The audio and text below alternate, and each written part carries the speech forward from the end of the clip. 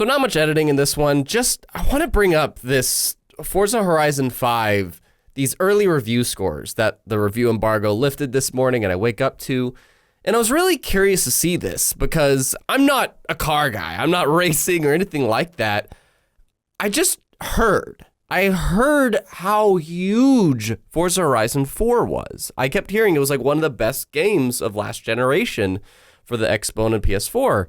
And with that in mind, I was really curious, can Forza Horizon 5 live up to that reputation? And apparently, it not only has, but is straight up one of the best reviewed games of the year, if not the best. Currently on Metacritic, it's tied with Psychonauts 2 as like the highest reviewed new game this year. I think I saw that at one point. That might not be true as of me recording this, but that statement right there just kind of got me thinking about something and the big picture of this. Again, this has come from somebody that isn't into, the Forza series. I do want to give this a shot because I have Game Pass, so why the hell not, And so I can say I played one of the best reviewed games of the year, at least tried it, but I kind of just want to bring up the bigger picture that is what this and not only this, but a lot of other things for Xbox the past 2 years that is just shredding the narrative that Xbox doesn't make good games. That narrative is gone. It's over. It's absolutely done. And I wanted to bring that up today because this game has 10 out of 10 from IGN, VGC 5 out of 5, Windows Central 5 out of 5, Stevner 10 out of 10, Gaming Bolt 10 out of 10, The Gamer 5 out of 5, Game Informer 9.5, so on and so on. Like the lowest score is a 9 out of these reviews that Nimble gathered together here. And GameSpots isn't on this list, but I watched GameSpots. They gave it a 9 out of 10. That's wild. That's a masterpiece of a game, according to critics. And some would argue that there is no other 10 out of 10 game that Xbox made this year. In a way there is. And that game is a PS5 exclusive currently, or PlayStation exclusive, forgive me, which is Deathloop. Now, Deathloop is from one of Bethesda's studios that are now a part of Xbox. So it's really funny to say that one of the highest reviewed games of this year, aside from Forza Horizon, is a Bethesda Xbox game that is a PlayStation exclusive, but nonetheless, Deathloop as well. Deathloop is another game by Arcane Studios, a studio that people love up the butt. They got 10 out of 10, 10 out of 10, 5 out of 5, 10, 5 out of 5. There's a few 9s, there's 1 8 from Easy Allies. And those are phenomenal scores. And that's by a studio from Bethesda, and that's by a studio from Xbox, Arcane and Playground Games. And that list just kind of goes on. I'm not saying Xbox had any bad games these past 2 years. Bleeding Edge was probably the worst game that came from, first party wise. Studio that I'm really looking forward to Hellblade 2, that's Ninja Theory. But Bleeding Edge was And recently Age of Empires 4, I see that that's getting around like 8 out of 10s, which is good. I think a few 7s maybe. And there was a couple others, but there's some misses. Gears Tactics, that was another kind of around 8 out of 10 game. 8 out of 10 isn't bad though. Bleeding Edge is the only one I think that was averaging like 6 or 7s.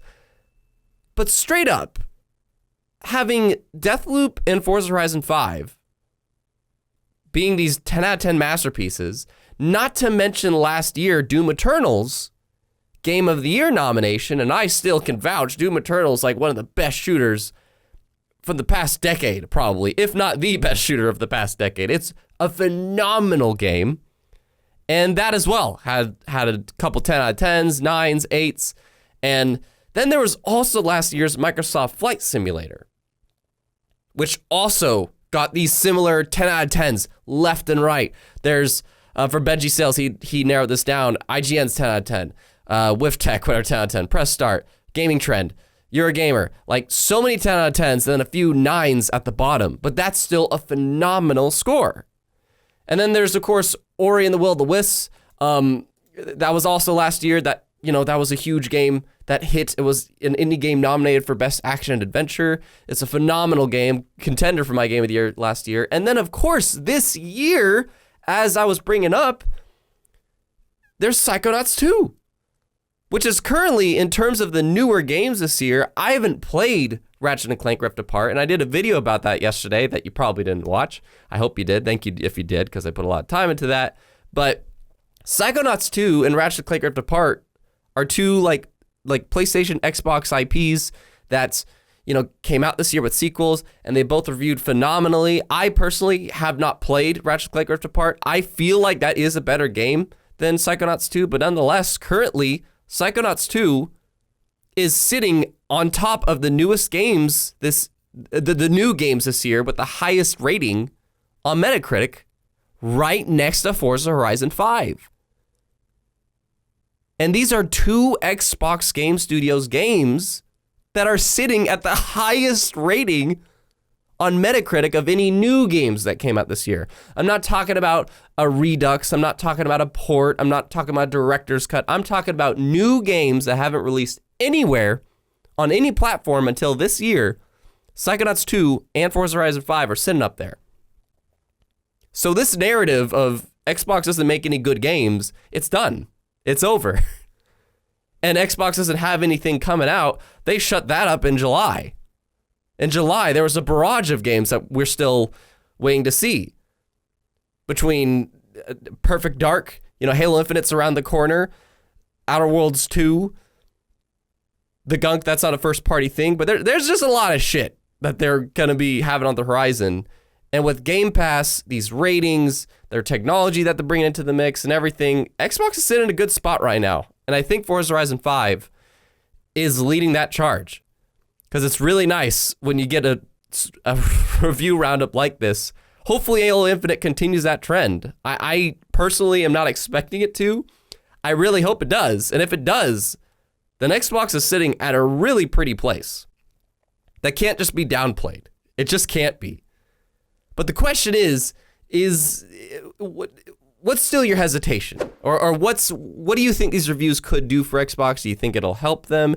Do you think, doesn't matter, these reviews, they're by people that are paid to review it good? I don't know. There's probably going to be controversial comments because this is me, I guess, flaunting what Xbox is doing. But I don't see the argument anymore that Xbox doesn't make good games.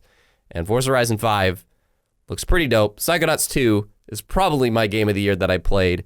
And it's really great. It's really great over here at Xbox. And it's exciting.